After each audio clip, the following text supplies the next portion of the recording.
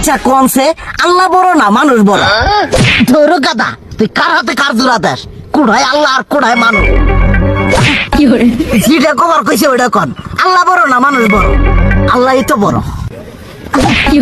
আল্লাহ বড়, তাহলে আল্লাহর কথা না হইনা মানুষের কথা শুনেন কে? কি কইতাছস? কি আর আল্লাহর কথা মানে না মানুষের কথা মানে? হ্যাঁ, কি আর মানুষের কথা শুনেন তাই না? আমনে যে ওই দিনকে ডায়াবেটিসের রোগ নিয়ে যে হাসপাতালে গেলেন, ডাক্তার আপনার কত কিছু খাবার না করলো, সব কিছু না খাই এখন চলতেছেন।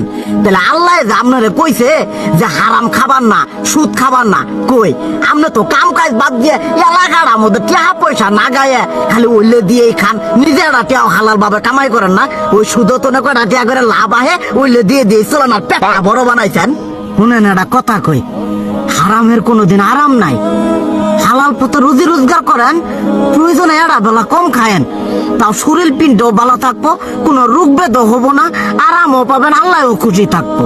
তুই আমার এইভাবে বুঝাবি আগে কইলি না কে? আসলে এই বিষয়টা তো আমি কখনো মাথায় এইভাবে নেই যে আমাদের কখনো ডাক্তার নিষেধ করলে ঠিকই আমরা নিষেধ মানি, কিন্তু উপর আল্লাহ যে কত কিছু নিষেধ করে দিয়ে সেটা মানি না। আর এই যে হারাম পথে টিয়া পয়সা কামাই করতেছেন, শরীরের মধ্যে দুনিয়া রোগ বেত হয়েছে, দেখা যাইতেছে যা টিয়া হারাম পথে কামাই করতেছেন তার তো বেশি টিয়া মনে করেন জ্বলে যাইতেছে গা বেশি। আজকের পর থেকে আমি আর এই হারাম সুদ খামো না, আমি হালাল পথে চলবো, হালাল টাকা পয়সা ইনকাম করবো। এতে করে যদি একবেলা কমও খাইতে হয় তবুও খামো, তবু আমি আর এই হারাম পথে চলবো না। আচ্ছা ঠিক আছে।